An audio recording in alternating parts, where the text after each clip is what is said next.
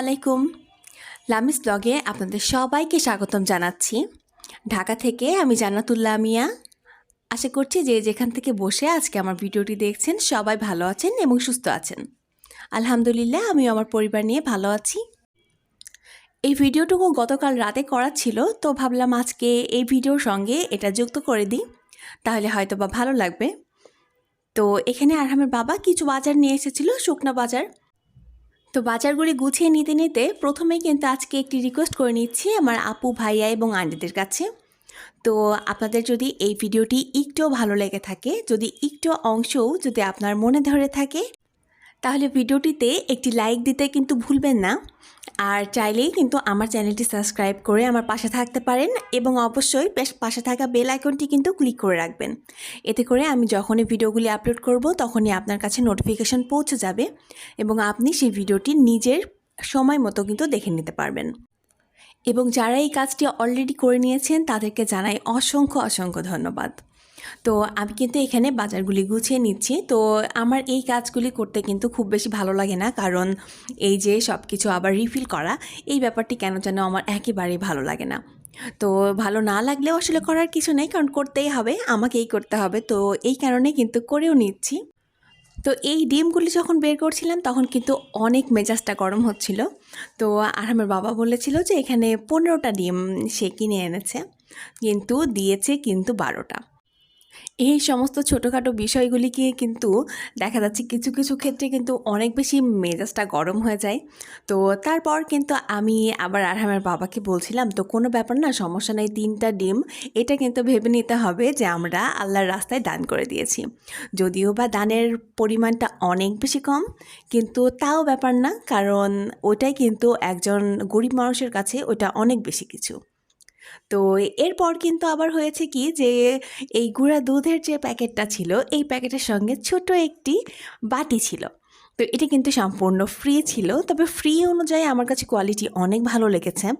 তো আর আমার বাবাকে বলছিলাম যে না, বাটিটা আসলে ভালো আছে, ছোট, একদম ছোটও না আবার যে খুব বেশি বড় তাও না, দেখা যাচ্ছে যে অল্প হলেও মানে দেখতে সুন্দর আছে। তো এই যে দেখুন, একে তো আনাড়ি হাতের কাজ, তারপরে কিন্তু আনাড়ি বুদ্ধিও আছে। তো এইখানে কিন্তু ওই যে জিপলক ব্যাগের মতো আমার কাছে তেমন কোনো কিছু ছিল না। তো আমি কিন্তু এরকমই করি, দেখা যাচ্ছে অর্ধেক প্যাকেটের জিনিসগুলি ঢেলে আমি কিন্তু প্যাকেটের মধ্যেই রেখে দিই, কিন্তু প্যাকেটের মধ্যে রাখলে তো আবার বাতাস ঢুকে যাবে। আর এই কারণে কিন্তু আমি যেই কাপড় শুকানো ক্লিপগুলি পাওয়া যায়, আমি কিন্তু ওগুলি দিয়েই সুন্দর করে একটু ক্লিপ আটকে রাখি, তাহলে কিন্তু বাতাসটা ঢুকতে পারে না। তো জিনিস কিন্তু ভালো থাকে। এরকম ছোটোখাটো টিপস কিন্তু আমরা সবাই আসলে অ্যাপ্লাই করি, কিন্তু আসলে তেমন একটা দেখাই না সবাইকে। তবে আমার মনে হয় আমার আপুরাও এরকম ছোটোখাটো কিছু করেই থাকে বাসায়। আসলে আমাদের গৃহিণীদের মাথায় যে কত বুদ্ধি, আর মানে এসব ছোটোখাটো বুদ্ধি আর কি, এগুলি আমাদের মাথায় কিন্তু একদম কিচকিচ করছে, তাই না আপুরা?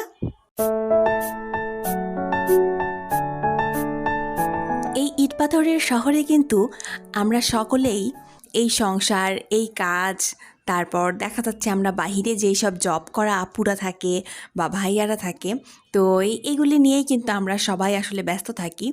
তো এর মাঝে যদি আপনজন বাহির থেকে বা বাসা থেকে আসে তখন কিন্তু অনেক ভালো লাগে, তাই না? তাও যদি হয় একদম হঠাৎ করে, তো এই সব বিষয়গুলি কিন্তু আসলেই অনেক বেশি ভালো লাগে। যখন বাড়ি থেকে কেউ আসে তখন কিন্তু আমরা যারা এই যে শহরে থাকি, একা একা থাকি, তাদেরকে কিন্তু অনেক খুশি লাগে, তাই না?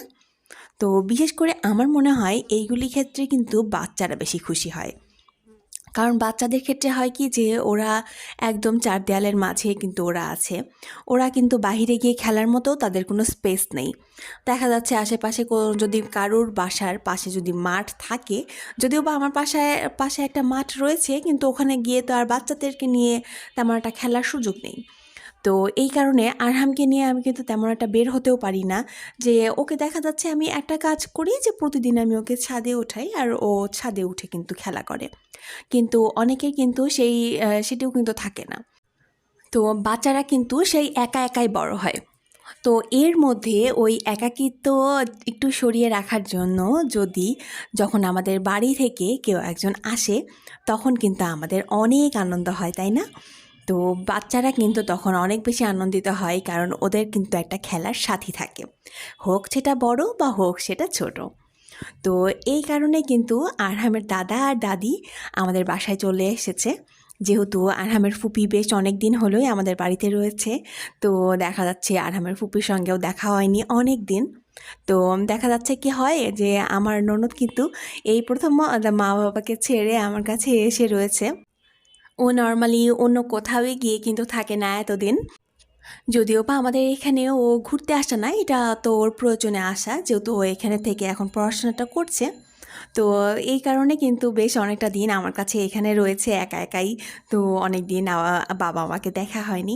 তো এই কারণে কিন্তু মা বলল যে তাহলে আমরা আসি, তাহলে দেখা যাচ্ছে ওর ভালো লাগবে।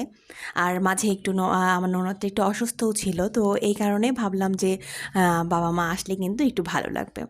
তো এখন এসে কিন্তু কিসের আর মেয়েকে দেখা, এখন এসে কিন্তু নাতিকে দেখা হচ্ছে। তো নাতি এত বেশি চঞ্চল হয়েছে যে নাতিকে ছাড়া অন্য কোনো কিছুর দিকে কিন্তু আর তাকানোর মতো সময় নেই। তো আরহাম কিন্তু তার দাদা দাদিকে পেয়ে একদমই পাগল। তো তাদের সঙ্গেই কিন্তু এখন খেলাধুলা করছে। এখন আগে যেমন ফুপি বলতে পাগল ছিল, যে একটু পরপরই বলতো যে একটু দেখে আসি ফুপি কী করছে, ফুপি কি পড়ছে না কী করছে, আমি একটু দেখে আসি। মানে ফুপির কাছে যাওয়ার জন্য একটু হলেও একটা বাহানা খুঁজতো। তো এখন কিন্তু দাদা দাদি আসার পর আর সেই বাহানাটার প্রয়োজন নেই, আর ও ফুপির কাছে যাচ্ছেও না, কারণ এখন দাদা আর দাদিকে পেয়ে তাদের সঙ্গেই খেলাধুলা করছে।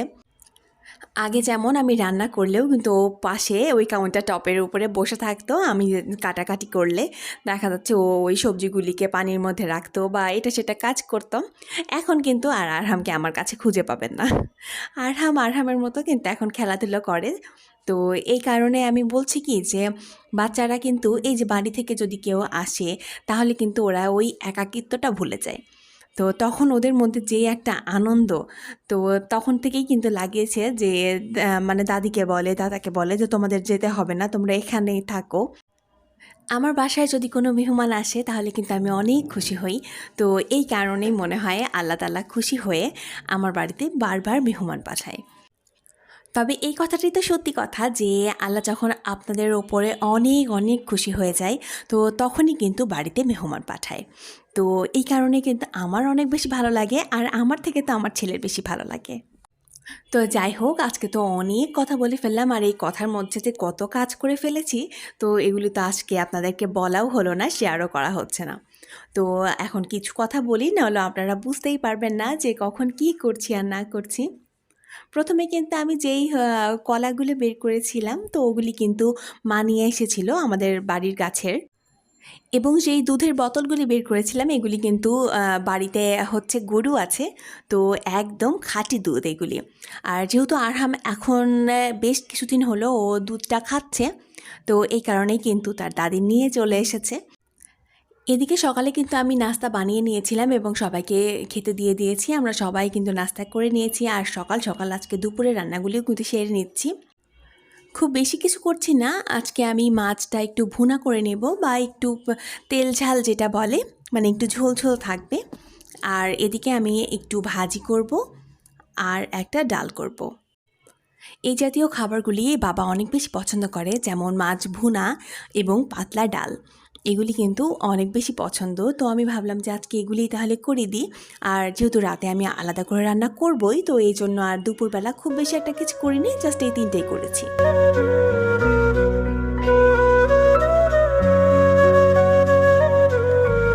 রান্না করতে করতে এখন আমার কিছু প্রিয় আপুদের কমেন্ট পড়ে নিচ্ছি। তো মাই ফ্যামিলি মাই ব্লগ থেকে আপু কমেন্ট করেছে, আপু আসসালামু আলাইকুম। ওয়ালাইকুম আসসালাম আপু।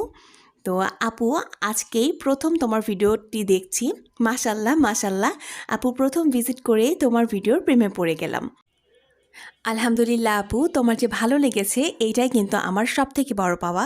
তো আশা করছি আমার পাশে থাকবে, আর ইনশাল্লাহ আরও ভালো ভালো ভিডিও সামনে আসবে। ডলিস লাইফ থেকে ডলি আপু কিন্তু কমেন্ট করেছে, আসসালামু আলাইকুম। ওয়ালাইকুম আসসালাম আপু। ব্যালকনির গাছগুলো অনেক সুন্দর আপু, বাড়িওয়ালারা এমনই হয়, তাদের ইচ্ছা মতোই ভাড়াটিয়াদের চলতে হয়। অনেক কিছু রান্না করে নিয়েছো, মাশাআল্লাহ ভিডিওটি অনেক সুন্দর হয়েছে। অনেক অনেক ধন্যবাদ আপু। আর ডলি আপু কিন্তু আমার অনেক আগের ভিউয়ার্স বলা যায়, তো আপু কিন্তু প্রথম থেকে আমার পাশে রয়েছে। তো আপু তোমাকে কিন্তু ধন্যবাদ দিয়ে তোমাকে ছোট করছি না, তো তুমি আমার অনেক প্রিয় আপু। অনেক অনেক ভালোবাসা রইল তোমার জন্য। আজ এই পর্যন্তই, আজকে বিদায় নিচ্ছি, দেখা হয়ে যাবে পরের ভিডিওতে ইনশাল্লাহ।